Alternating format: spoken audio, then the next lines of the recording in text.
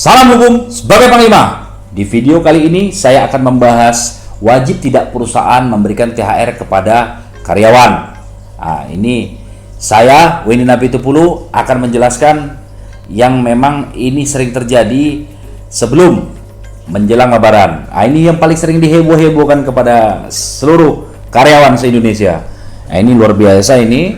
Tema kita kali ini memang sangat-sangat luar biasa. Ketika 7 hari sebelum Lebaran itu memang semua orang sudah, waduh, intinya sudah ingin belanja-belanja, beli baju dan sebagainya. Itu yang paling sering digunakan seperti itu. Pokoknya semua haknya dipergunakan semuanya. Oke, saya kemarin mendapat inbox di messenger saya ketika berbicara tentang THR nih. Bang, kami baru kerja bang, dapat enggak? Bang, kami wajib enggak sih dapat THR tersebut? Ah, itu ada yang messenger saya seperti itu. Makanya di video kali ini saya memang benar-benar memfokuskan tentang THR, tunjangan hari raya. Memang tunjangan hari raya ini sangat membantu sekali bagi saudara-saudara kita, bagi teman-teman juga yang berada di bawah perusahaan. Nah, ini buat teman-teman pegawai swasta yang bekerja di perusahaan, maka ini harus benar-benar kita pahami.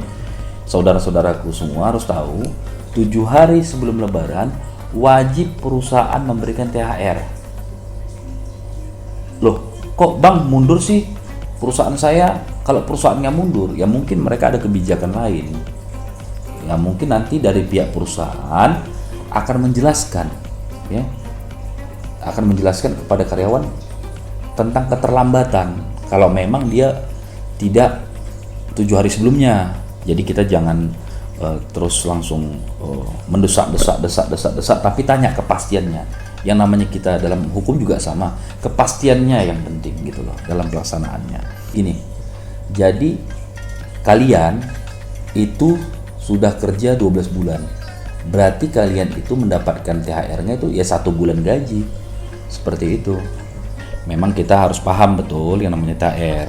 Aturan hukum ini yang berlaku saat ini.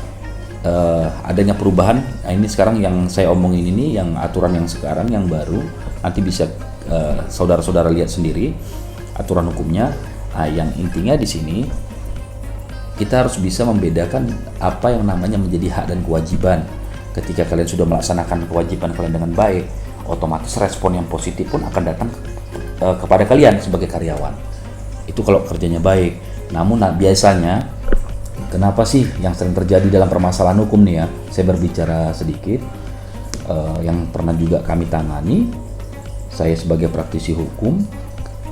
Waduh bang, saya upah nggak dibayarkan, saya dipecat. Nah ini saya nggak dibayarkan upahnya dan sebagainya. Nah, itu udah beda lagi nih sebenarnya. Cuma yang perusahaan mau itu adalah kinerja kita pada saat melaksanakan suatu pekerjaan. Intinya kita harus serius ya. Jadi jangan kita hanya menuntut perusahaan itu, wah perusahaan ini harus memberikan saya THR, ternyata kerjaan kita sehari-hari dalam perusahaan itu nggak maksimal gitu loh. Jadi pertahankan memang di kedua belah pihak ini, antara perusahaan dengan karyawan, hak dan kewajiban. Jadi ketika kalian sudah diberikan hak kalian sudah baik, hak kalian sudah dibayarkan, tidak ada yang kurang, upahnya dibayar, THR-nya dibayar semuanya, berarti kan itu suatu bentuk apresiasi kepada perusahaan juga. Jadi kita di sini hukum ini kan semua sama di mata hukum, tapi ya jangan sampai kita juga sebagai karyawan itu menjadi merugikan perusahaan. Yang intinya harus balance antara perusahaan dengan karyawan. Perusahaan yang sehat itu ketika bisa memberikan THR karena perusahaannya maju, perusahaannya jalan. Kalau perusahaannya nggak jalan, macam mana dia mau berikan kalian THR? Sementara perusahaannya mau terbalik atau bangkrut. Jadi kita lihat dulu, karena kemajuan perusahaan itu karena karyawan. Kalau karyawannya nggak baik, ya nggak maju. Jadi saya sedikit mengulas pembicara dengan hak dan kewajiban. Jadi ketika yang bisa membayarkan kalian itu ya perusahaan-perusahaan yang sehat. Jadi ketika kita mau hak dan kewajiban itu, ya makanya semua kan perusahaan tuh ada karyawan, ada pekerja. Majunya perusahaan karena karyawan. Reproduksinya juga maju karena karyawan. Jadi karyawan ini adalah sebenarnya jantung dari perusahaan. Kalau nggak ada karyawan, gimana perusahaan mau jalan? Oke, ini saja yang bisa saya sampaikan. Saya Wendy Napitupulu. Di sini saya sudah menjelaskan semua sama teman-teman. Semoga bermanfaat. Jangan lupa like and subscribe channel saya ini. Terima kasih.